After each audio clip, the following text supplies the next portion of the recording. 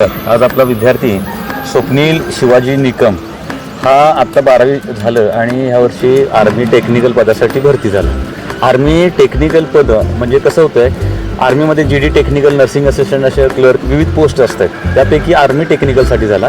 मग त्यासाठी त्याला 12वीचे जे गुण असतात ते 12वीला किती टक्के तुला मार्क्स आहेत? 75% मार्क्स आहेत. आणि मॅथ्सला किती मार्क होती? मॅथ्सला 80 दरम्यान त्याला साधारण मार्क होती, म्हणजे 80-82 असं काहीतरी मगाशी आमची चर्चा झाली होती. तर त्या दरम्यान त्याला मार्क होती. आणि ग्रुप क्वालिफाय ए ग्रुप असतोय जो फिजिक्स, केमिस्ट्री आणि मॅथ्स असतो, त्याला एक ठराविक मार्क 60%च्या वर असेल तीच विद्यार्थी टेक्निकल परीक्षेसाठी बसू शकतात, देऊ शकतात. आणि त्याला स्पर्धा बऱ्यापैकी कमी असते GDच्या तुलनेत. आर्मीचं रनिंग मारणं मला सोपी गोष्ट नाही, आणि ते आर्मीचं रनिंग मारणं हे फार अवघडीचं गोष्ट असते. म्हणजे खूप त्याला कमी वेळेमध्ये व्यवस्थित 1600 मीटर अंतर कंप्लीट करण्यासाठी विद्यार्थ्याला खूप कष्ट घ्यावं लागतं. हे सगळं कष्ट स्वप्नीलनं आपल्या इथं घेतलं. स्वप्नील, तू ज्यावेळेस आलास त्यावेळेस तुझं रनिंग किंवा लेखी परीक्षेची तयारी कशा स्वरूपाची होती? लेखी परीक्षेचं एवढं काय आपल्याला पहिल्यापासून असं माहितीच नव्हतं. की त्यालापासून सरांनी टेस्टचा सराव, परत इतर लेक्चर वगैरे हे सर्व संपूर्ण तयारी करून घेतल्यापासून आपल्याला पुढे कळू लागलं की आपली पात्रता किती आहे. सुरुवातीला आलो तेव्हा आपली पात्रता खूप कमी होती. बरोबर. आणि पात्रता कमी असल्यामुळे आपल्याला एक मनाला हे वाटायचं की बाबा आपल्याला होतोय का नाही. मुलांचा स्कोर आपल्यापेक्षा जादा होते आणि आपण अजून पूर्णच खाल्ले. बरोबर. त्या लेवलची आपल्या पात्रता असल्या कारण आपल्याला थोडी मनात एक भीती निर्माण व्हायची की आपण कुठेतरी कमी आहे. अगदी बरोबर. पात्र सुरुवातीला तयारी करताना काय समजायचं नाही गणित वगैरे ते. हे तर सरांनी ते समजून सांगितल्यामुळे आपल्याला यासाठी तुला 2 वर्ष लेखी परीक्षेचा पासून सराव करायला लागला. त्याचबरोबर तुला 12वी सायन्स परीक्षा द्यायची होती, त्यामुळे ती कॉलेजची 2 वर्ष होती तुझ्यासाठी. 2 वर्ष म्हणजे ही दोन्ही वर्ष त्यासाठी अत्यंत महत्वाची होती. आणि त्याबरोबर तर मुळात कसं असतंय की 11-12 मध्ये आपल्या प्रत्येकाच्या शरीरामध्ये बदल भरपूर होत असतात. एकाग्रता ही महत्वाची असते आणि व्यायाम त्यावेळेस त्यांनी भरपूर केल्यामुळं शरीर अगदी संतुलित आणि मनाचा समतोल राखला जायचा. व्यायाम चांगला व्हायचा. 11-12वीची सायन्सचा अभ्यास, त्याबरोबर आर्मीची तयारी, आणि ह्या परीक्षा ह्याच वेळी असतात.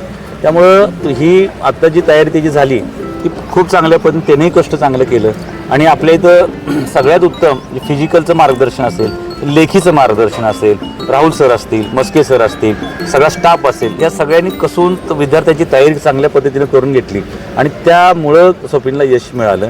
स्वप्नील, आता ह्याबाबत तुमच्या घरच्यांची प्रतिक्रिया काय?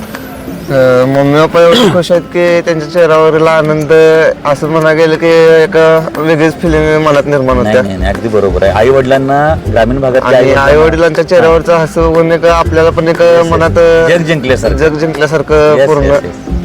अगदी बरोबर. म्हणजे ह्या एवढ्या कमी वयामध्ये नोकरी लागणं, केंद्र सरकारची नोकरी लागणं, हे आई वडिलांसाठी खरोखर खूप महत्वाचं असते. आणि ग्रामीण भागामध्ये एवढी पोरं लवकर सेटल होतील हे विद्यार्थी, आई वडिलांसाठी आणि समाजासाठी किंवा सगळ्यांसाठी खूप चांगली गोष्ट असते. आणि आई वडिलांची एक इच्छा होती की बाबा आपल्या मुलांनी काहीतरी आपलं नाव मोठं केले, त्यामुळं सगळीकडे माणसांच्या म्हणून त्या एका चेहऱ्यावर ह्या बदल्यापासून एक वेगळं आनंद, कुटुंबाचा आनंद, विद्यार्थ्यांनी केलेलं कष्ट आणि शैक्षणिक संकुलानं दिलेलं त्याला योग्य वेळी योग्य मार्गदर्शन कसून तयार करून घेतली.